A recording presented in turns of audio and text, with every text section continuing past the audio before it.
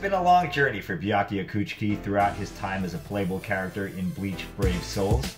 He's gone through multiple iterations since the game was released, with each version receiving a somewhat mixed reaction from the community. While many of his versions have been praised as being fun to play and are visually appealing, he has also been criticized as being somewhat underpowered when it comes to sheer effectiveness. Today, we're going to take a look at each 6-star version of Byakuya since the game was released. Upon the release of Bleach Brave Souls, Byakuya was included among the first batch of 5-star characters available. The original Byakuya was a ranged character with a very fast attack string and was widely considered to be a top-tier unit in PvP because of his dodge, soul trait, and a hard-hitting special move. Now on the downside, his numerical statistics were below average, with the exception of his focus. But at the time, this was the norm for most ranged characters. In single-player quests and co-op, however, there was a problem. Byakuya was a ranged character, but he had no way to break ranged guard. All of his strong attacks inflicted melee damage, meaning that the only way for Byakuya to kill enemies with ranged guard was to use strong attacks. Now, while this did not entirely break the character, it did make him somewhat cumbersome to use. When 6-star characters were introduced into the game, Byakuya was the first ranged character to receive Frenzy, which at the time made him a very powerful 6-star unit, at least for a few weeks. A few months later, it was announced that Byakuya would be getting another version, and this time it would be freely available to any player who completed a specific quest. And thus, Byakuya became the first special Frenzy character to be added to the game. Not to be confused with the 6-star upgrade named Frenzy. These characters were unique in that they had 2 soul traits, and were intended to be used primarily as character links. But the Frenzy Byakuya was unique in another way as well. He was the first Bleach Brave Souls character to have a Vortex, a new strong attack mechanic, which sucked in surrounding enemies, immobilized them, and damaged them for a short period of time. The Vortex would go on to become one of the more desired strong attacks for future characters. It would also start a trend for the character of Byakuya Kuchiki himself. From here on out, Byakuya would become K-Lab's guinea pig for new game mechanics.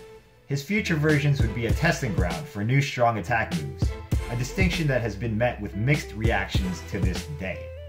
Shortly on the heels of the free Frenzy Byakuya, K-Lab released a new speed attribute version of Byakuya in the legendary Captain's Banner. This time he would be a melee character, and be available in a proper summoning selection. When his gameplay was revealed, it was met with an outpouring of positive response. The hype was real. The new Speed Byakuya had an amazing moveset and was a huge leap forward in terms of aesthetics. His strong attacks were visually amazing and unlike anything we had seen before. He had a vortex similar to the Frenzy version, except even more powerful. And his special animation was almost like watching him in the anime, albeit in a chibi form. This character was undoubtedly the star of the banner at that time. It was a good time to be a Byakuya fan. All 3 of the versions released to this point were relevant in the game. The original Heart version was still a formidable opponent in PvP, the free Byakuya was the best character link in the game, and the new Speed Byakuya was a PvE beast. But this was not to last. With the introduction of 6-star upgrades, the Speed Byakuya was left behind. His statistical increases were somewhat on the low side, and his 6-star upgrades were mediocre at best. He unfortunately was not given any of the top tier effects, such as Frenzy or Flurry, and as such his damage output suffered greatly, though he was still very good at crowd control with an upgraded Vortex.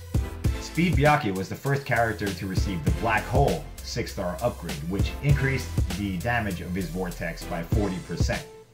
Unfortunately, it was not enough to keep him current and relevant amidst the ever-growing power creep. At this point, I'm going to go over 2 of Byakuya's seasonal variants.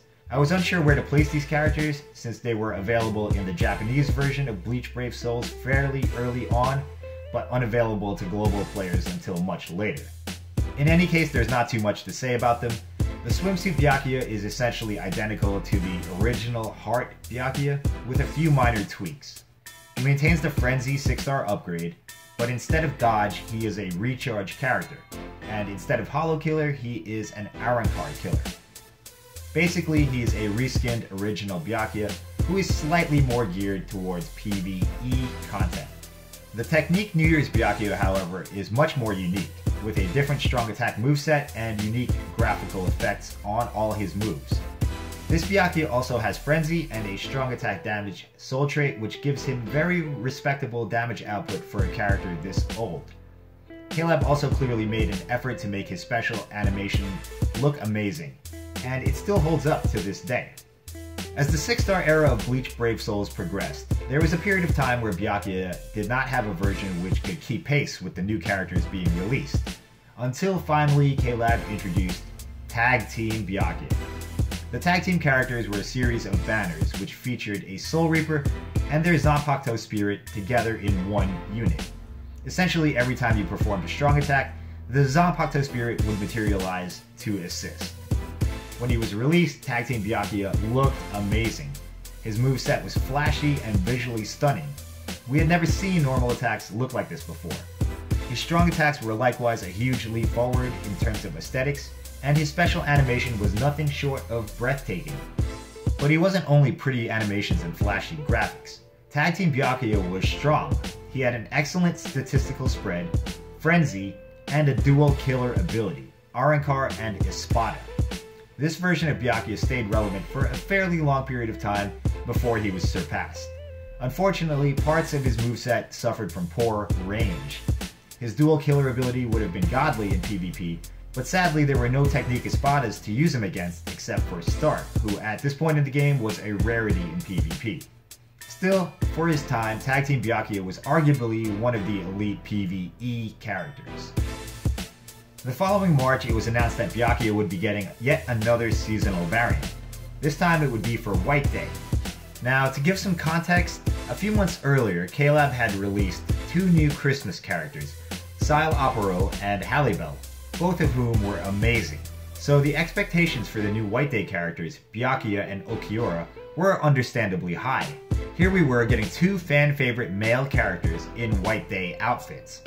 But perhaps our expectations were too high. While White Day Ulquiorra was very well received, White Day Byakuya was widely considered a disappointment.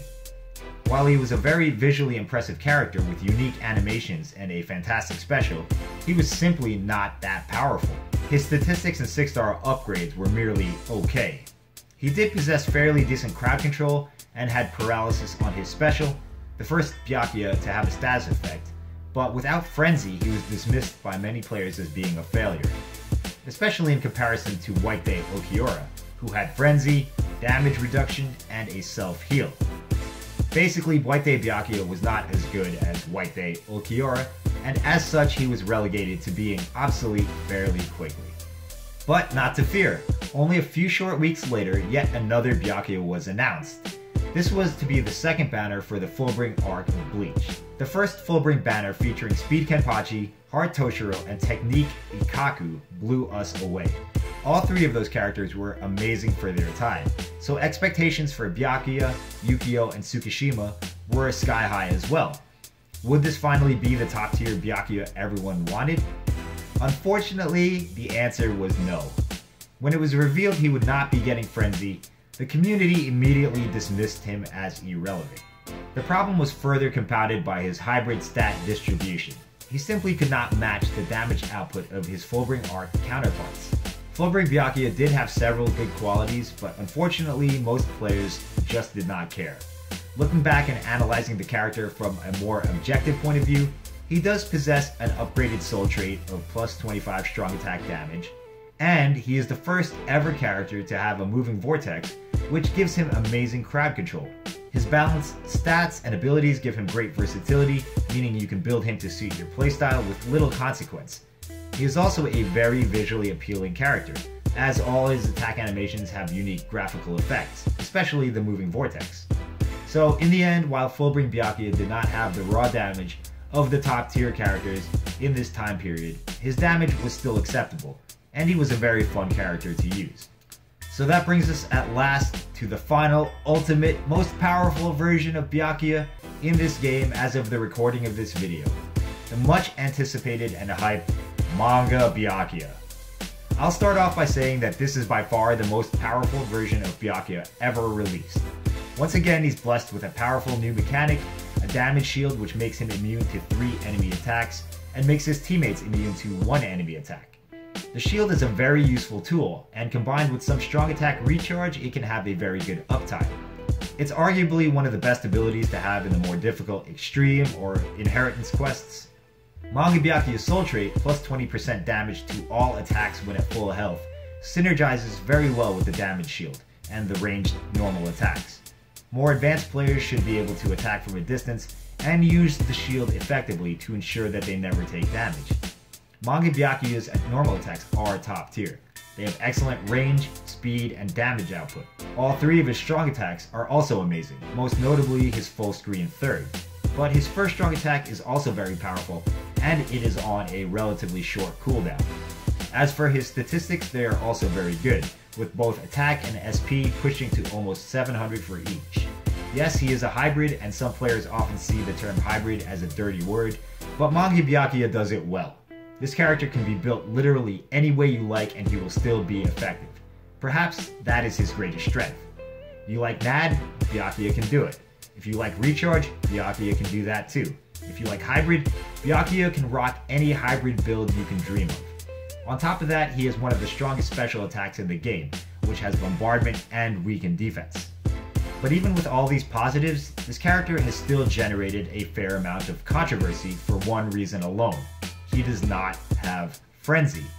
And yes, I do agree that having Frenzy would have pushed this character to the god tier status. I also feel that he is certainly more than powerful enough without it.